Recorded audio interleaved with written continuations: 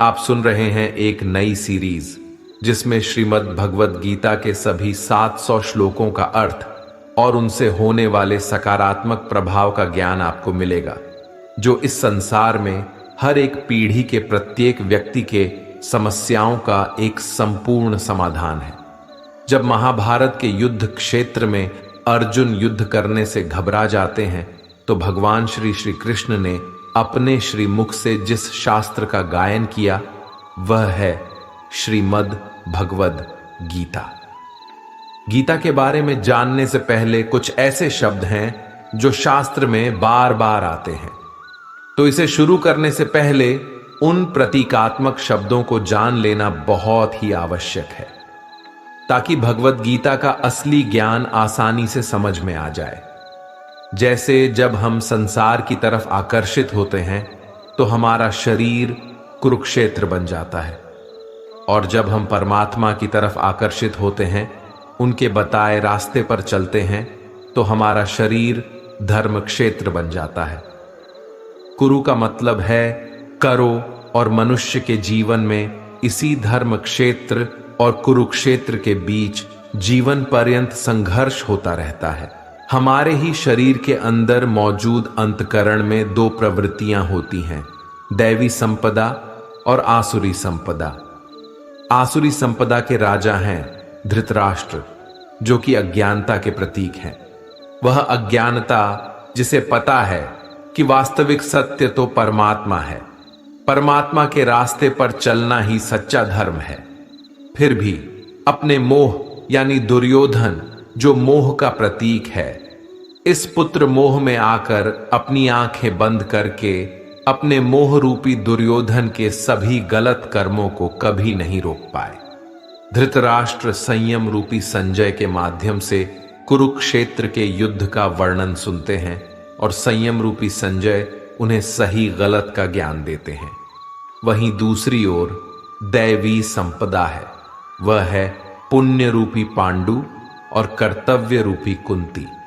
पांडु रूपी पुण्य के जागृत होने से पहले, पुण्य के मिलने से पहले, जो कुछ भी कर्तव्य रूपी कुंती ने अर्जित किया वह था कर्ण। वह कर्ण जो बंधनकारी रूढ़ियों का प्रतीक है, यानी वह रूढ़िवादी सोच जिसका हमारे दिमाग में बचपन से चित्रण होता है, और जिस दिन रूढ़िवादी विचारों के बाद पुण्य जागृत होता है, उसी दिन दैवीय संपदा जागृत हो जाती है, और फिर हमारे मन मस्तिष्क में युधिष्ठिर रूपी धर्म और अर्जुन रूपी अनुराग आ जाता है। अनुराग यानी भगवान को पाने की भक्ति आ जाती है, तो भाव रूपी भीम हमारे अंतकरण में आ जाते हैं, नियम रूपी नकुल आ जाते हैं, सत्संग रूपी सहदेव आ जाते हैं, और तब जाकर के हम भगवद गीता के ज्ञान को समझ करके उसका अनुकरण कर पाते हैं, तो हमारे सभी समस्याओं का निवारण हो जाता है। तो चलिए कमेंट में जय श्री राधे कृष्ण का नाम लिख करके इस पवित्र ज्ञान के सफर को शुरू करते हैं। और दोस्तों, इससे पहले कि आगे प्रथम श्लोक पर जाएं, अगर आप इस वीडियो से कुछ भी सीख रहे हैं तो वीडियो को लाइक करके चैनल को सब्सक्राइब कर लीजिए और बेल नोटिफिकेशन आइकन को ऑल पर सेट कर लीजिए। तो चलिए फिर आगे बढ़ते हैं। श्रीमद् भगवद गीता, पहला अध्याय, पहला श्लोक। धृतराष्ट्र उवाच धर्मक्षेत्रे कुरुक्षेत्रे संवेता युयुत्सवः मामकाः पांडवाश्चैव किम कुर्वत संजय। यानी कि धृतराष्ट्र ने कहा कि हे संजय, पवित्र भूमि कुरुक्षेत्र में इकट्ठा मेरे और पांडु के पुत्र अभी क्या कर रहे हैं। ऐसा सवाल धृतराष्ट्र इसलिए कर रहे हैं क्योंकि वे अंधे थे, लेकिन वह मन मस्तिष्क से अंधे नहीं थे। यह जानते हुए कि उनके पुत्र धर्म के पक्ष में नहीं हैं, फिर भी उन्होंने पुत्र मोह में शांति की जगह युद्ध को ही चुना और अधर्म के साथ रहे। उन्हें यह भी पता था कि जिस पक्ष में श्री कृष्ण होंगे वही धर्म का मार्ग होगा। वह यह भी जानते थे कि इस युद्ध को जीतना आसान नहीं होने वाला, क्योंकि जब हम अपने जीवन में कुछ गलत करते हैं तो हम भी जानते हैं कि हमारे किए का नतीजा अच्छा नहीं हो सकता। बिल्कुल यही हाल धृतराष्ट्र का भी था, जिन्हें युद्ध के परिणामों का भय सता रहा था। श्रीमद् भगवद गीता का दूसरा श्लोक। संजय उवाच दृष्ट्वा तु पांडवानीकं व्यूढ़ं दुर्योधनस्तदा आचार्यमुपसंगम्य राजा वचनं ब्रवीत। अर्थात उस समय राजा दुर्योधन ने व्यूह रचना युक्त पांडवों की सेना को देखा और द्रोणाचार्य के पास जाकर यह वचन कहा। संजय ने कहा कि दुर्योधन पांडवों की सेना को देख रहे हैं। उन्होंने कहा कि वे गुरु द्रोणाचार्य को जाकर सब बता देंगे। संजय को दिव्य दृष्टि मिली हुई थी, क्योंकि वे युद्ध से दूर रहकर भी युद्ध देख सकते थे और जो वो देख रहे थे उसी को बता रहे थे। वह अपनी तरफ से कुछ भी नया नहीं कह रहे थे, बस युद्ध का हाल बता रहे थे। बिल्कुल वैसे ही जैसे आज हम क्रिकेट की कमेंट्री सुनते हैं। यह संजय की दैविक दृष्टि का ही कमाल था। तीसरा श्लोक। पश्यैतां पांडुपुत्राणामाचार्य महतीं चमूम व्यूढ़ाम द्रुपद पुत्रेण तव शिष्येण धीमता।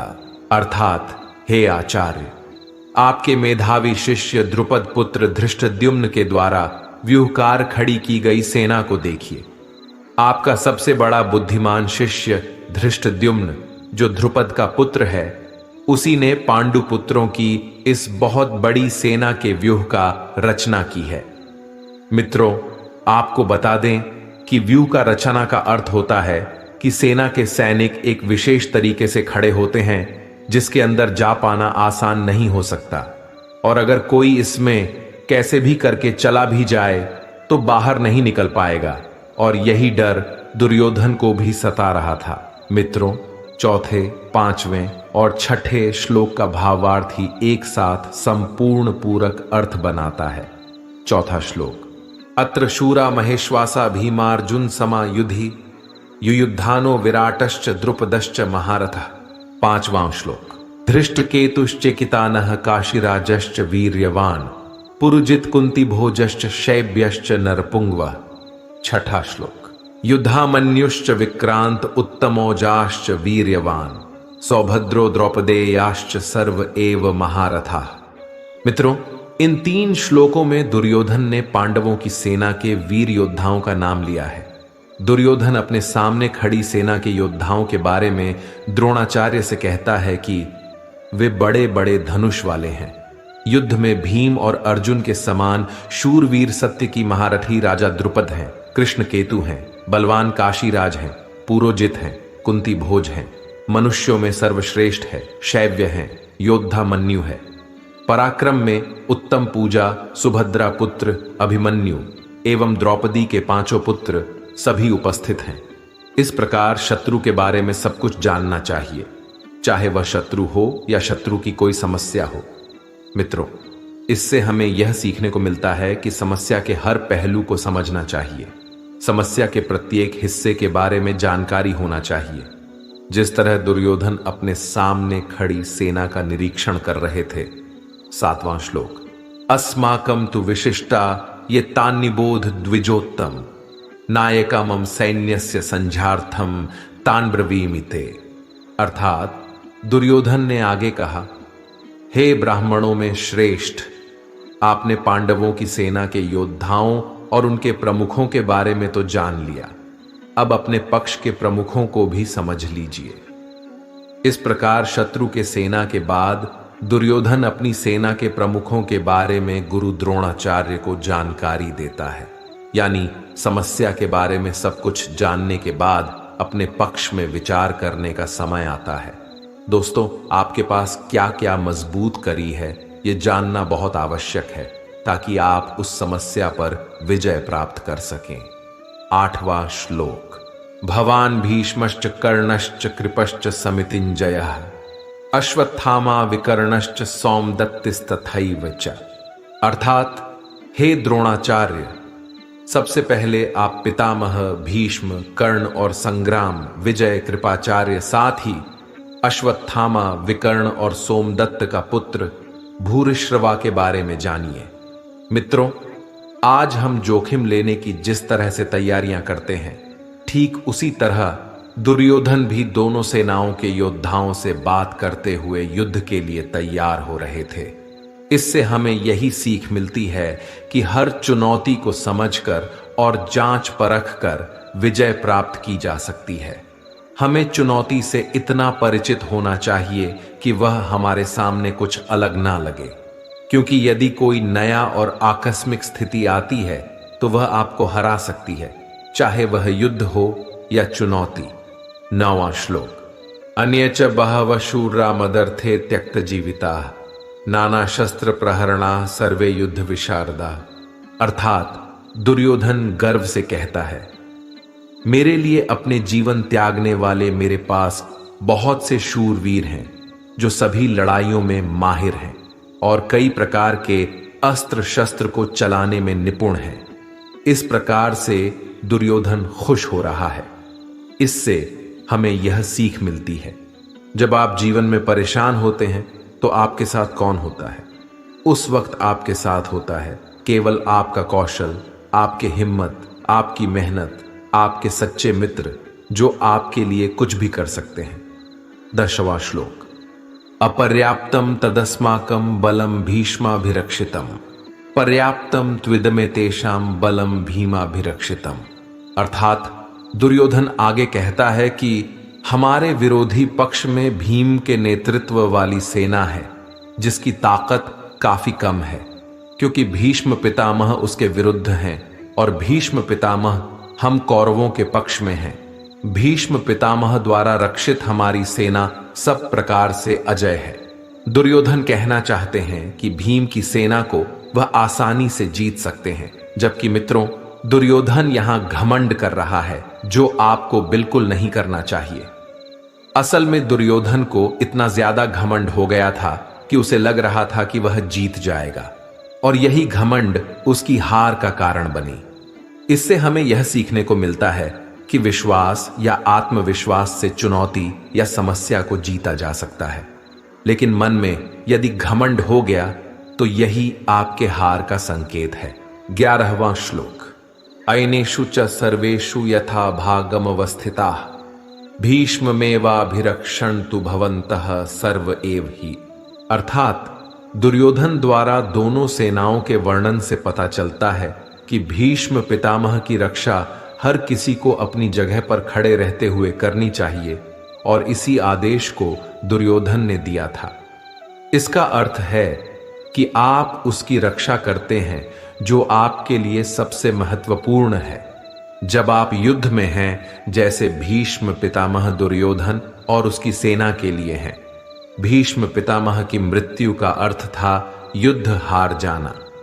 यदि वे जीवित रहते हैं, इसका अर्थ है कौरव हार नहीं सकते।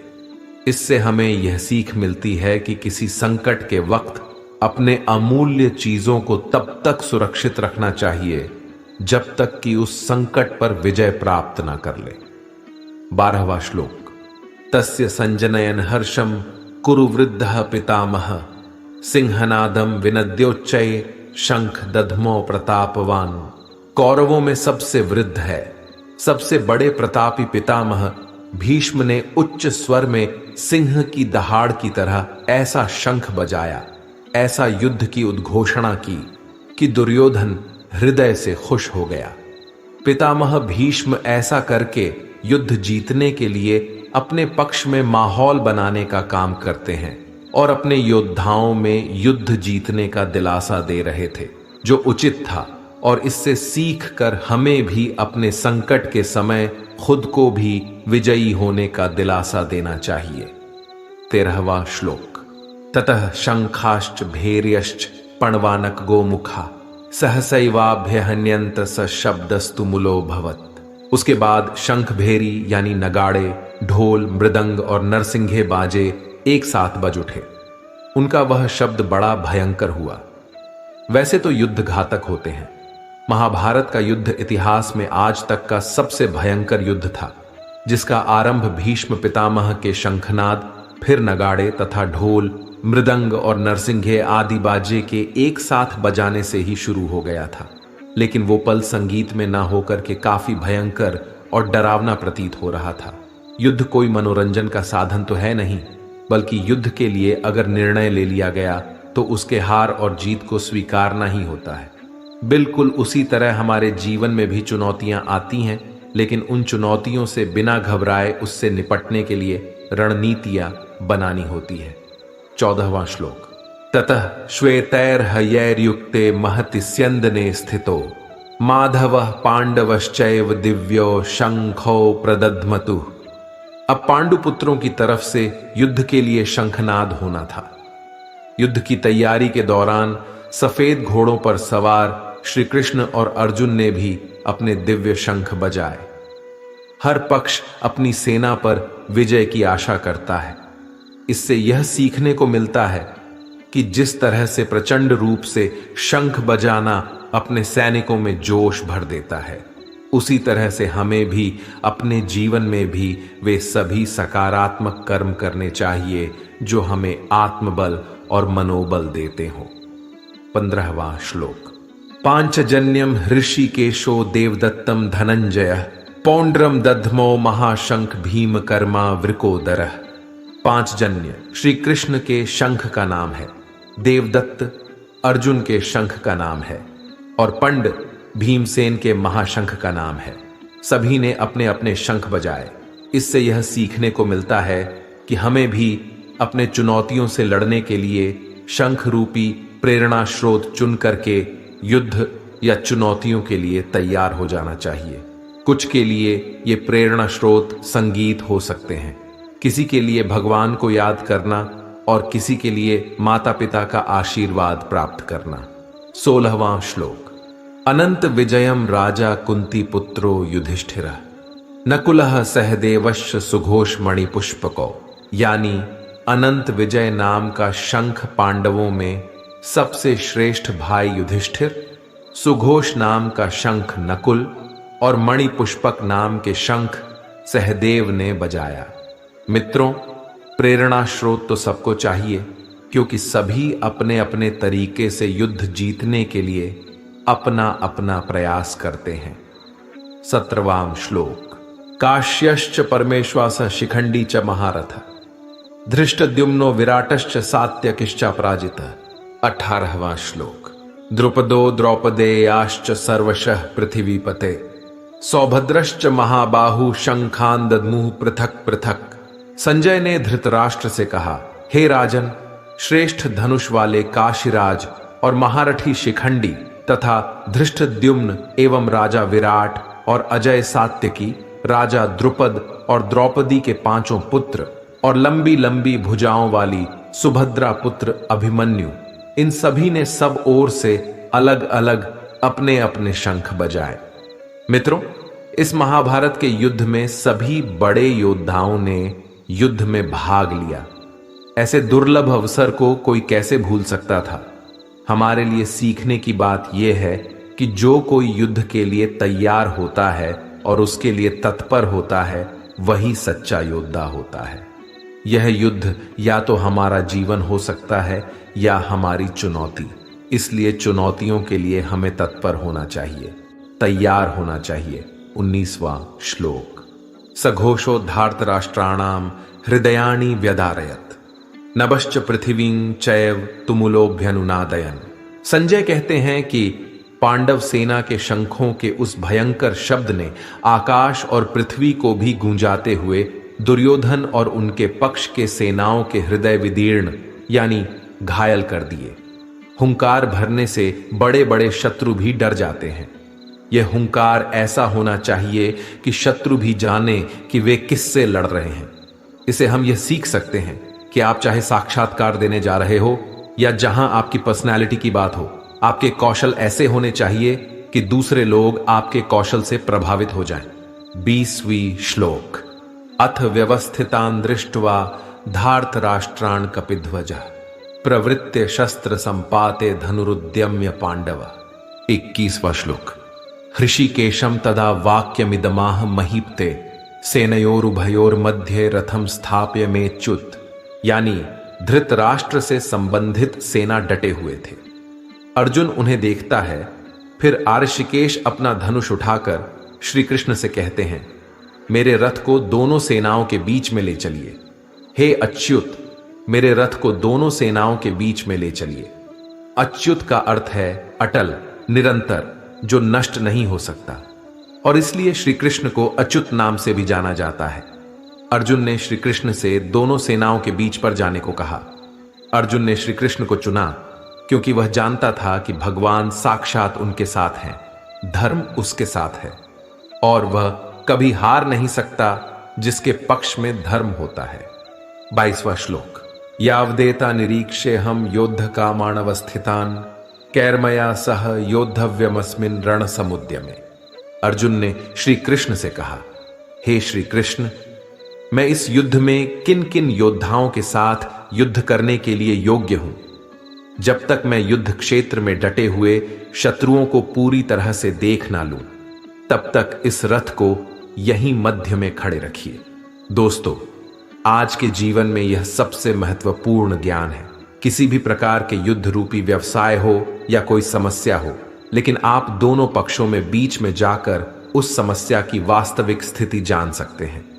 इसीलिए हमें भी अपने समस्या के मध्य में खड़े होने चाहिए और निर्णय लेने से पहले उसे ठीक से देखना और परखना चाहिए। 23वां श्लोक। योत्स्यमानानवेक्षेहम य एतेत्र समागता धार्तराष्ट्रस्य दुर्बुद्धे युद्धे प्रिय चिकीर्षवः। यह युद्ध दुर्योधन की जिद के कारण हुआ था, इसलिए अर्जुन दुर्योधन को दुर्बुद्धि यानी कि मूर्ख कहता है। महाभारत के युद्ध में कौन कौन से राजा दुर्योधन का साथ देने आए हैं, उन्हें अर्जुन देखना चाहते हैं।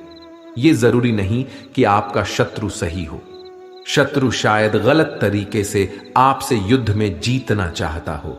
इसलिए अर्जुन अपने सारथी श्री कृष्ण से दोनों सेनाओं के बीच में अपने रथ को ले जाने के लिए आग्रह करता है।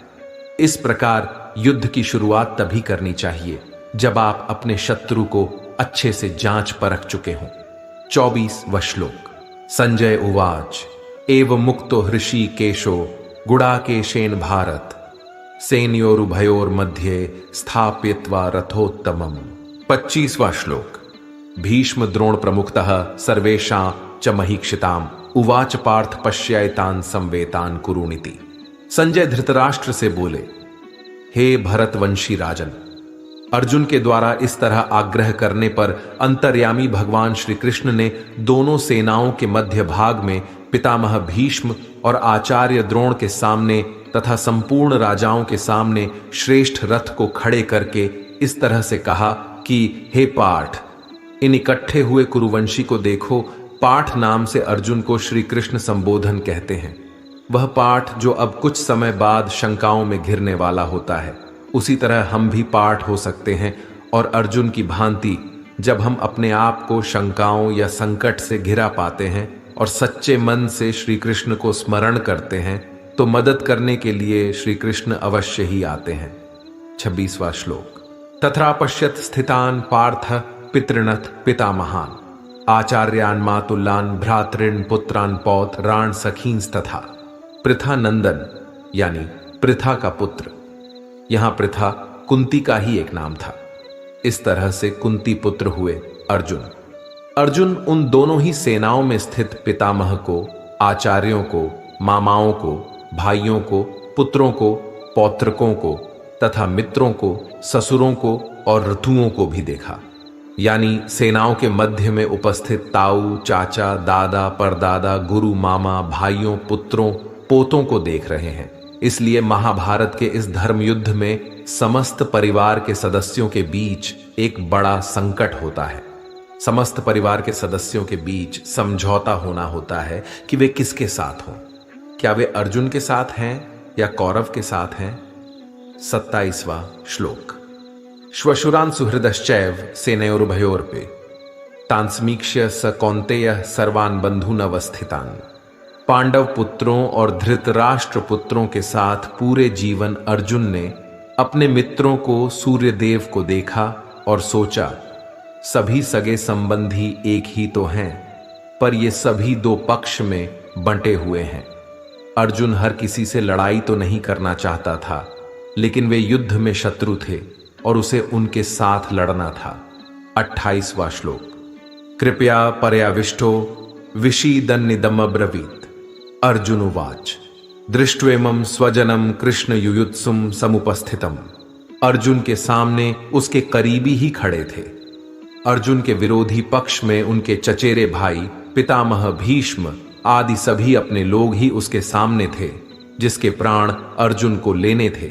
इसलिए अर्जुन अज्ञानता में करुणापूर्ण होकर श्री कृष्ण से अपने मन की दुविधा को बताता है, और यहीं से अर्जुन के विषाद यानी कि उसके मानसिक दुविधा की शुरुआत होती है, जिसे अर्जुन विषाद कहा जाता है। और इसलिए संपूर्ण गीता की रचना की गई। वह गीता जिसमें श्री कृष्ण के मार्गदर्शन द्वारा अर्जुन के मानसिक दुविधाओं का अंत होता है, और जो हर पीढ़ी के लिए एक बहुत ही महत्वपूर्ण हो जाता है। 29वां श्लोक। सीदंति मम गात्राणि मुखम च परिशुष्यति वेपथुश्च शरीरे में रोमहर्षश्च जायते। हमारे लिए युद्ध की बातें करना तो आसान लग सकता है, लेकिन युद्ध को करना आसान नहीं होता। महाभारत के युद्ध में अर्जुन के सामने तो अपने थे, इसलिए अर्जुन के लिए यह युद्ध और भी मुश्किल लग रहा था। इसलिए अर्जुन कहते हैं, हे श्री कृष्ण, मैं अपनों को देखकर टूट रहा हूं।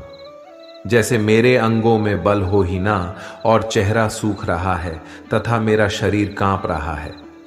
मित्रों, बिल्कुल वैसे ही जब हमारे जीवन में युद्ध रूपी परीक्षा की घड़ी आती है तो हम भी घबरा जाते हैं, और उस वक्त हमें भगवत गीता के श्री कृष्ण के मार्गदर्शन बहुत काम आते हैं।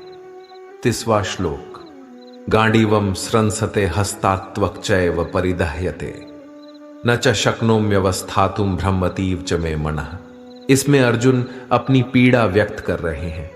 अर्जुन का गांडीव धनुष गिर रहा है, उनकी त्वचा जल रही है और मन अत्यंत विचलित हो रहा है। इसलिए उन्हें महसूस हो रहा है कि वह खड़े नहीं हो सकते। अर्जुन का दुख और हमारी दुविधाएं एक तरह से सेम हैं, क्योंकि जब हम स्वयं को समस्याओं से घिरा पाते हैं या हमें किसी चुनौती का सामना करना होता है, चाहे वह कोई परीक्षा हो, व्यापार हो आदि, हम अपने आप को अर्जुन की तरह ही महसूस करते हैं। 31वां श्लोक। निमित्तानि च पश्यामि विपरीतानि केशव न च श्रेयोनु पश्यामि हत्वा स्वजनमाहवे। अर्जुन, जो संसार का सबसे बड़ा योद्धा था, वह युद्ध से पहले हताश था और उसका मुंह सूखा जा रहा था और उसे लग रहा था कि वह हार जाएगा। संपूर्ण सृष्टि अब खत्म हो जाएगी। आंखों के आगे अंधकार सा लग रहा था। ऐसी स्थिति भी हमारे जीवन में भी किसी समस्या या चुनौती के वक्त आती है, और उस वक्त एक मार्गदर्शक की आवश्यकता महसूस होती है कि कोई तो बस बेड़ा पार करा दे। इसलिए अर्जुन श्री कृष्ण से सवाल करता है कि हे माधव, इस युद्ध में अपनों को मारकर मुझे क्या मिल जाएगा। 32वां श्लोक। न काले विजयम कृष्ण न च राज्यम सुखानि च किन्नो राज्येण गोविंद किम भोगैर जीवितेन वा। अर्जुन कहते हैं कि हे श्री कृष्ण, मैं ना तो जीत की इच्छा रखता हूं और ना ही राज्य की आवश्यकता है मुझे, और ना ही मुझे सुख की तलाश है। हमारे लिए ऐसे राज्य का क्या उद्देश्य है और इस तरह के भोगों और जीवन से क्या लाभ हो सकता है। इस विचार में अर्जुन बहुत डर और घबराहट में है, और वे तैयार हैं सब कुछ त्याग देने के लिए, क्योंकि उन्हें धन संबंधी दुनिया से कुछ भी नहीं चाहिए। वे इतने भयभीत और घबराए हुए हैं कि वे केवल इस युद्ध से बचने की इच्छा रखते हैं, और वे चाहते हैं कि इस दुनिया के हर खुशी को छोड़कर सिर्फ इस समय इस युद्ध से कैसे भी करके बच सकें। हमें इन लक्षणों को समझने का प्रयास करना चाहिए, ताकि हम भी उनकी तरह कृष्ण के उपदेशों का पालन कर सकें। 33वां श्लोक। ये शामर्थे काक्षितम नो राज्यम भोगाः सुखानि च त इमेव स्थिता युद्धे प्राणांस त्यक्त्वा धनानि च। अर्जुन के मन में यह दुविधा होती है कि हम वे लोग हैं जो अपनों के लिए राज्य, भोग, सुख और अन्य ऐसी इच्छाएं रखते हैं, और आज हम इन सभी धन और जीवन की आशा को त्याग कर युद्ध में खड़े हैं। हमारा सारा काम, सभी लाभ, सभी सुख, शांति और भागदौड़ सिर्फ और सिर्फ हमारे अपनों के लिए ही तो होता है, और यहां इस रणभूमि में हमें अपनों को ही मारना पड़ेगा और वही दूसरी ओर हमारे अपने ही मुझे मारने के लिए खड़े हैं। इससे बड़ी क्या दुविधा हो सकती है? इस दुनिया का क्या महत्व ही रह जाता है? इस तरह से बोलकर अर्जुन अपने मन की बात श्री कृष्ण से बताते हैं। 34वां श्लोक। आचार्य पितरः पुत्रास्तथैव च पितामहा मातुलः श्वशुराः पौत्राः श्यालाः संबंधिनस्तथा। 35वां श्लोक। एतान्न हन्तुमिच्छामि न तोपि मधुसूदन अपि त्रैलोक्य राज्यस्य हेतो किम नु मही कृते। अर्जुन कहते हैं, हे मधुसूदन, आचार्य पिता पुत्र और उसी प्रकार पितामह मामा ससुर पौत्र साले तथा अन्य जितने भी संबंधी हैं, अगर यह मुझ पर प्रहार भी करते हैं फिर भी मैं इनको मारना नहीं चाहता। मुझे त्रिलोकी का राज्य भी मिलता हो तो भी मैं इनको मारना नहीं चाहूंगा। फिर जमीन के एक छोटे से टुकड़े के लिए इन्हें क्या ही मारूं। 36वां श्लोक। निहत्य धार्तराष्ट्रान्नः का प्रीतिः स्यात् जनार्दन पाप में वाश्रेदस्मान त्वैतानातताइनः। अर्जुन आगे कहते हैं, हे जनार्दन, इन धृतराष्ट्र संबंधियों को मारकर हम लोगों को क्या प्रसन्नता होगी? इन आतताइयों को मारने से तो हमें पाप ही लगेगा। आतताई का अर्थ होता है आग लगाने वाला या विष देने वाला या जमीन छीन लेने वाला या धन हरने वाला। आगे अर्जुन कहते हैं, शत्रु पक्ष में चाहे आतताई बुरे ही लोग क्यों ना हो, लेकिन हैं तो अपने ही। अपनों को मारकर अपनों को दुख देकर केवल पाप ही तो मिलेगा। मित्रों, इस युद्ध का कारण कौरवों का लालच ही था, जिसके कारण भाई भाई एक दूसरे से लड़ने को खड़े थे। लालच हमेशा बुरे परिणामों को जन्म देती है और इसीलिए अंततः कौरवों की हार हुई। इसलिए लालच हमें कभी नहीं करना चाहिए। 37वां श्लोक। तस्मान्नार्हा वयम हन्तुम धार्तराष्ट्रान् स्वबान्धवान् स्वजनम हि कथम हत्वा सुखिनः स्याम माधव। अर्जुन पूछते हैं कि हे माधव, हम अपने ही भाइयों धृतराष्ट्र के पुत्रों को मारने के लिए हम योग्य नहीं हैं, क्योंकि हम अपने ही परिवार को मारकर कैसे खुश होंगे। महाभारत का नाम धर्म युद्ध इसलिए तो पड़ा क्योंकि यहां अपनों के बीच में युद्ध हुआ। मित्रों, जब आप लालच के कारण किसी विवाद में फंसते हैं तो अर्जुन की तरह उस स्थिति को ठंडे मन से विचार करके देखें और देखिए कि दुनिया का सबसे बड़ा संघर्ष करने के बाद भी किसने क्या पाया। 38वां श्लोक। यद्यप्येते न पश्यन्ति लोभोपहत चेतसः कुलक्षय कृतम दोषम मित्रद्रोहे च पातकम। 39वां श्लोक। कथम न झेयमस्माभिः पापादस्मा निवर्तितुम कुलक्षय कृतम दोषम प्रपश्यद्भिर्जनार्दन। अर्जुन ने इन 2 श्लोकों में अपने मन की दुविधा को बताया है। अर्जुन कहता है कि हे माधव, आपका शत्रु किसी भी बुराई को किसी भी हद तक करने को तैयार है।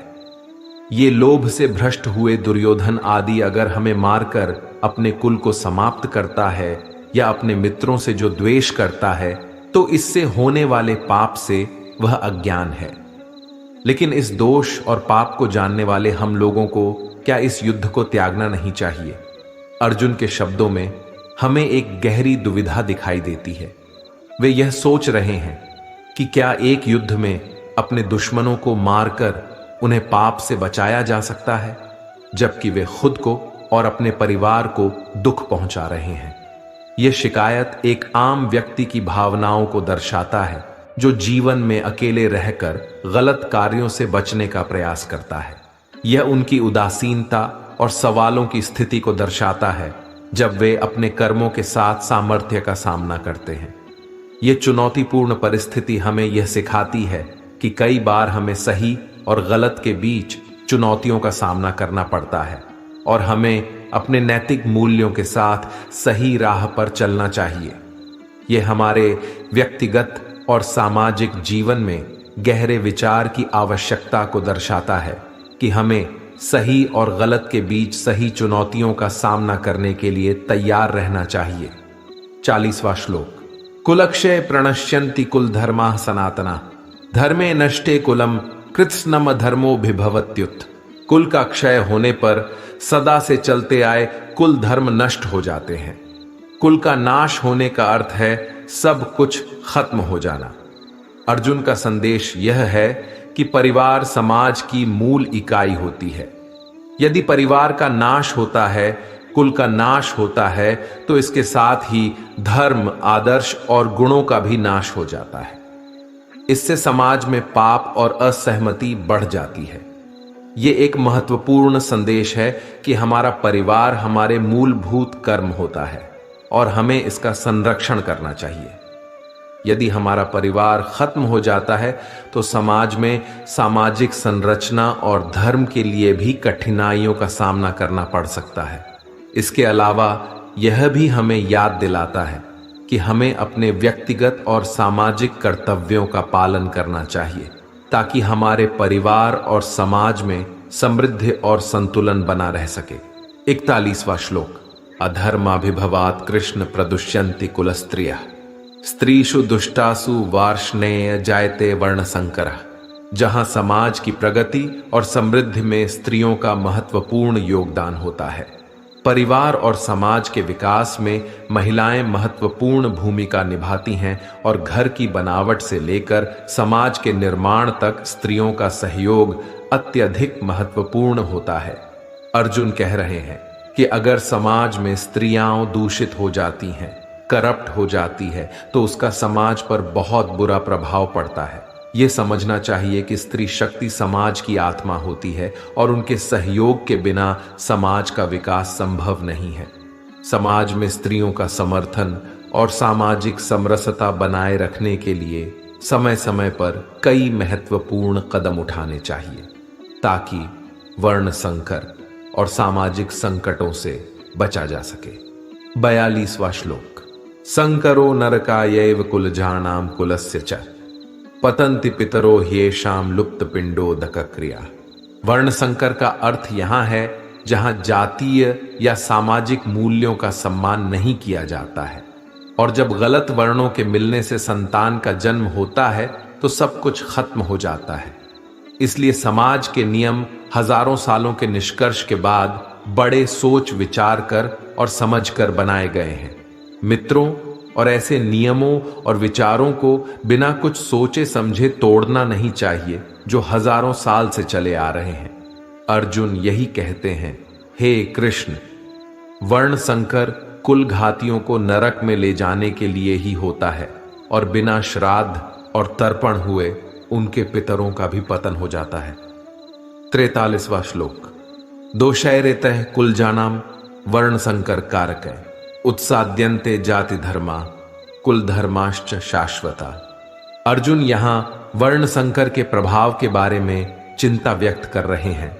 वर्ण संकर से कोई धर्म और जाति धर्म का नाश होता है जिसका समाज में बुरा प्रभाव पड़ता है। जब व्यक्ति अपने धर्म के नियमों और कर्तव्यों का पालन नहीं करता तो समाज में असमानता और अव्यवस्था होती है। अर्जुन यह कह रहे हैं कि समाज का सहयोग और समाज में संरचना बनाए रखने के लिए समाज के नियमों और मानवीय मूल्यों का पालन करना महत्वपूर्ण है। समाज को नियमों, कानूनों और सजीव संरचनाओं की आवश्यकता होती है ताकि वह एक साथ सद्गुण से और समानता के साथ रह सके। 44वां श्लोक। उत्सन्न कुलधार्माणां मनुष्याणां जनार्दन नरके नियतम वासो भवतीत्यनुशुश्रुम। अर्जुन कहते हैं, हे जनार्दन, उन लोगों का जिनका पूरा धर्म नष्ट हो गया है, ऐसे लोग हमेशा के लिए नरक में रहते हैं। महाभारत काल में भी कहा जाता था कि अगर किसी का कुल खत्म हो जाता था तो वह हमेशा के लिए नरक में ही रहेगा। कुल की रक्षा करना, उसके सम्मान को बचाना और उसका नाम करना बहुत महत्वपूर्ण माना जाता था। हम अक्सर सुनते हैं कि लोग धर्म का सम्मान नहीं करते तो ऐसे लोग सीधे नरक में जाते हैं। आज के कलयुग में भी यही होता है। 45वां श्लोक। अहोबत महत पापम कर्तुम व्यवसिता वयम यद्राज्य सुखलोभेन हंतुम स्वजन मुद्यता। अर्जुन अपने स्वजनों के खिलाफ युद्ध करने के परिणामों को समझते हैं और इसका प्रभाव उनकी बुद्धि पर पड़ता है। अर्जुन यहां स्वयं को दोषी मानते हैं क्योंकि वे समझते हैं कि वे हालांकि बुद्धिमान होने के बावजूद महान पाप करने को तैयार हो गए हैं। जो स्वजनों को मारने के लिए है। अर्जुन का मानना है कि बुद्धिहीन का पाप माफ हो सकता है, परंतु बुद्धिमान से अधिक उम्मीदें होती हैं, और यदि वह पाप करता है तो क्या उसकी माफी संभव है। 46वां श्लोक। यदि माम प्रतिकारम शस्त्रम शस्त्रपाणयः धार्तराष्ट्रारणे हन्युस्थन में क्षेमतरम भवेत। अर्जुन कहते हैं, मन में उनके बारे में सोचिए जो आपको बहुत पसंद है, जो आपका है, जिसके गोद में आपका बचपन बीता है, चाहे वह आपसे बड़ा हो छोटा हो। क्या आप उसे मार सकते हैं? उससे अच्छा तो आपको लगेगा कि वह आपको ही मार डाले। अर्जुन ने यही कहा है, यदि धृतराष्ट्र के पुत्र हाथ में शस्त्र लिए हुए मुझे रणभूमि में मार डालें तो मेरे लिए उनके हाथों से शस्त्रहीन मरना ज्यादा सही होगा, लेकिन मैं उनको नहीं मार सकता। 47वां श्लोक। संजय उवाच एव मुक्त्वार्जुनः संख्ये रथोपस्थ उपाविशत् विसृज्य सशरम चापम शोक संविघ्न मानसः। यहां संजय कहते हैं, हे धृतराष्ट्र, रणभूमि में दुख से घबराए हुए अर्जुन अपने बाण और धनुष को त्याग करके रथ के पीछे जाकर बैठ गए हैं और उनके चेहरे पर परेशानी और दुख साफ साफ झलक रही है। मित्रों, अगर आपने अभी तक कुछ भी सीखा हो तो कमेंट में जय श्री राधे कृष्णा अवश्य लिख दीजिए और वीडियो को लाइक करके हमारे ट्रू लाइफ स्पिरिचुअल ज्ञान चैनल को सब्सक्राइब कर लीजिए और बेल नोटिफिकेशन आइकन को ऑल पर सेट कर लीजिए ताकि अगला अध्याय आपको जल्द से जल्द मिल सके। धन्यवाद।